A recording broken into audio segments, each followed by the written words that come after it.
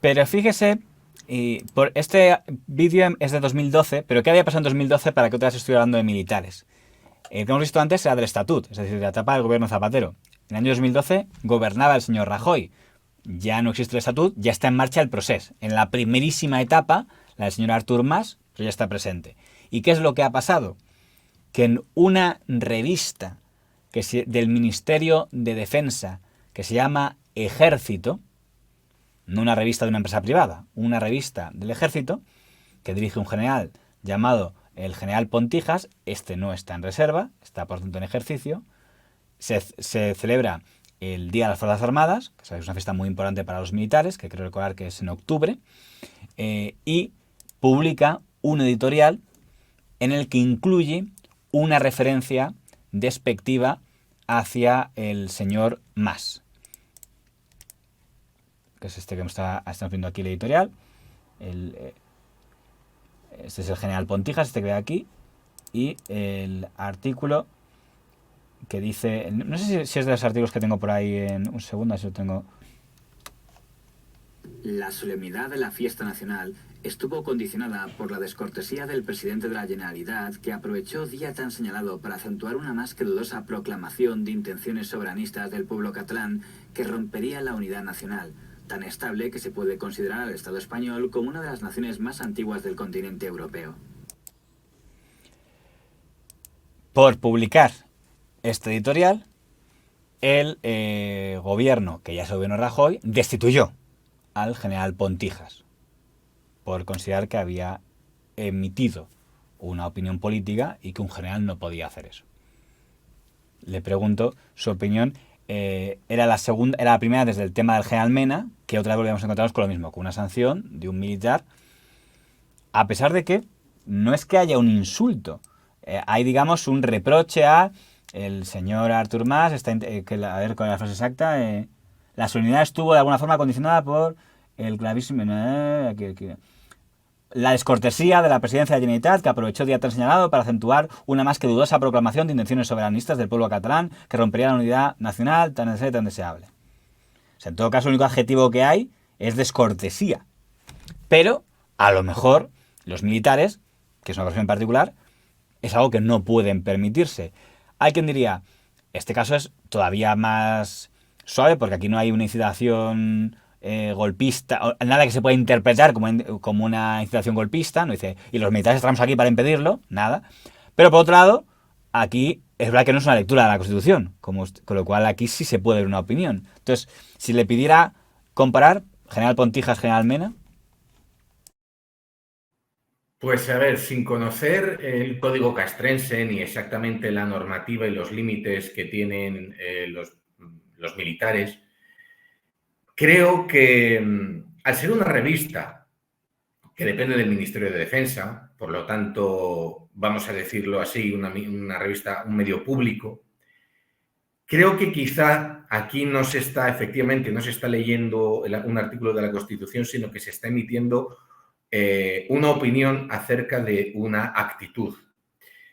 Quizá aquí sí que a lo mejor este artículo, repito, por tratarse de un medio público, es algo desafortunado. Ahora bien, la sanción entiendo que se le destituyó de su rango. Creo que es excesivo a lo mejor, y repito, quizás que la normativa castrense así lo estipula, pero a lo mejor lo que podían haber hecho es decir, bueno, pues este señor no vuelve a escribir en esta revista, su cargo que tuviese o su ocupación dentro de la revista ya no la va a ejercer más, que lo haga otro. Ahora, sancionarlo dentro del rango que tenía dentro del ejército creo que es excesivo. Claro, pero en todo caso, por supuesto, no dejó de ser militar ni dejó de ser general. Únicamente el cargo que tuviera en su momento en el ministerio, que era sobre todo, supongo que sea algo relativo a comunicación, lo que te haga ser responsable de la revista de Ejército, esa es la parte que perdió. Pero no tuvo arresto como en el caso de General Mena. Simplemente es destituida, usted deja de formar parte, digamos, del ministerio y sobre todo, como dice usted, no creo que le dejaran volver a publicar nada en la revista de Ejército, de la que se supone que era el responsable en ese momento, que está bajo su cargo, pues fuera. Pero ya digo, en este caso, al contrario que con el general Mena, no hubo arresto. Por lo tanto, la pena en ese sentido fue menor. Lo que pasa es que aquí, ya digo, hubo quien dijo, oiga, si lo que ha publicado es simplemente que no le gusta la independencia, lo raro hubiera sido que en la revista Ejército de las Fuerzas Armadas se dijera cómo nos gusta que esté diciendo el señor Artur Mas que quiere irse de España. Entonces, lo único que ha hecho es expresar un rechazo a el presidente de Cataluña, que está diciendo que quiere sacar a España del Estado. Pero lo que haría el gobierno Rajoy y el ministro Pedro Moreno es decir, ni esas, es que el militar no puede opinar nada, aunque sea la misma opinión que tengo yo, no la puede emitir. Entonces la revista Ejército básicamente está para hablar de cosas ambiguas, de qué bonito es el campo, cuántos años cumplen las Fuerzas Armadas, pero poco más. Es que claro, aquí viene la polémica que justo yo lo estaba pensando. Sí, no pueden emitir en un medio de prensa escrito, por público que sea, no pueden emitir opiniones. ¿Para qué está ese medio? Efectivamente, simplemente pues como, yo qué sé, las revistas de caza y pesca o de deportes, para hablar única y exclusivamente de ámbito militar y bajo unas restricciones, una limitación, pues para eso que no haya revista, digo yo. Hubo una tertulia, tiempo después, en la que no es que se habla específicamente de este hecho, pero salió el tema del artículo 8 de la Constitución. En esa tertulia estaba un militar retirado.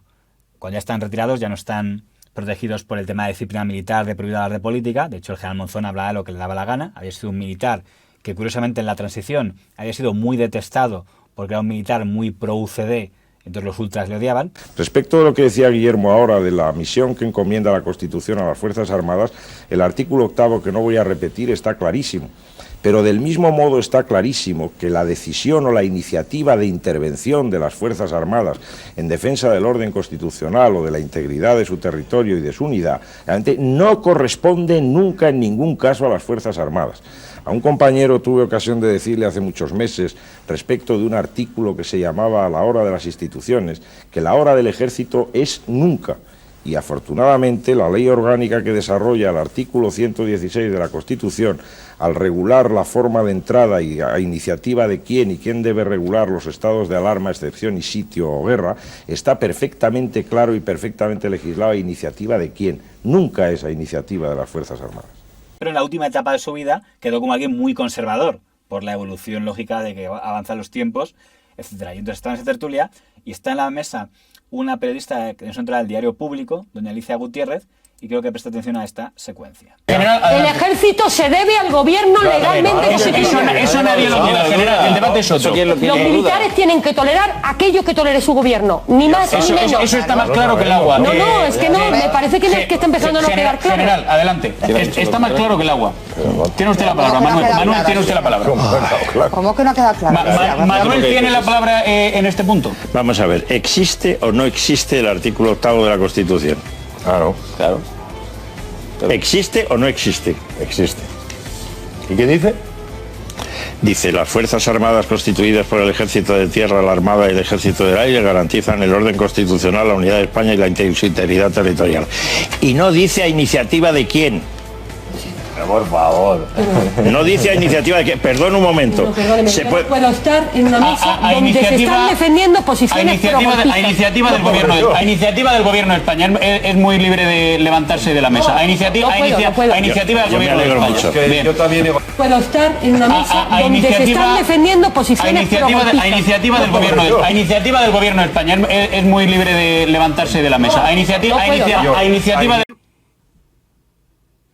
Ese fue el momento en el que se levantó la prensa por considerar que leer un artículo de la Constitución, fíjate que esto era 2012, que leer un artículo de la Constitución era golpista. Me hace que el señor Merlos, el presentador, dice rápidamente, bueno, a iniciativa del gobierno. Literariamente eso no aparece en ese artículo. Ese artículo no pone a instancia de quién.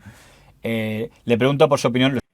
Pues es que este señor, el general retirado, es que ha dicho lo mismo que acabo de decir. ¿Qué dice este artículo? Y lo leyeron literalmente, textualmente, no añadieron nada. Si es que no hay ningún problema en leerlo. Y esta periodista, es que no entiendo el rebote que se coge, que se levanta, que se va, está hablando de discurso golpista.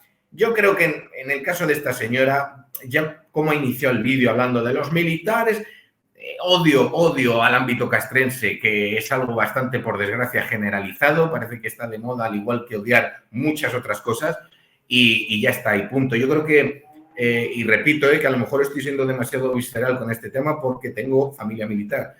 Si cogiéramos la prensa del año 79, 80, 81, 82... usted encontraríamos alguna referencia despectiva a usted como una especie de general centrista o general... centrista, sí. En cambio ahora... Sí, es que yo me vi acusado de extremismo. Y en cambio ahora por el artículo de los 1000, le acusarían de ser un militar ultraderechista. Sí. ¿Cómo se siente habiendo sido un general centrista y un general ultraderechista a la vez? Pues me siento verdaderamente estupendamente porque amo a mi patria por encima de todo. Es que están claras las dos cosas, constitucionalmente, legalmente y emocionalmente. Los ejércitos tienen esa misión que marca el artículo 8, pero siempre a iniciativa de los poderes legítimos institucionales, siempre que cumplan ellos con el suyo.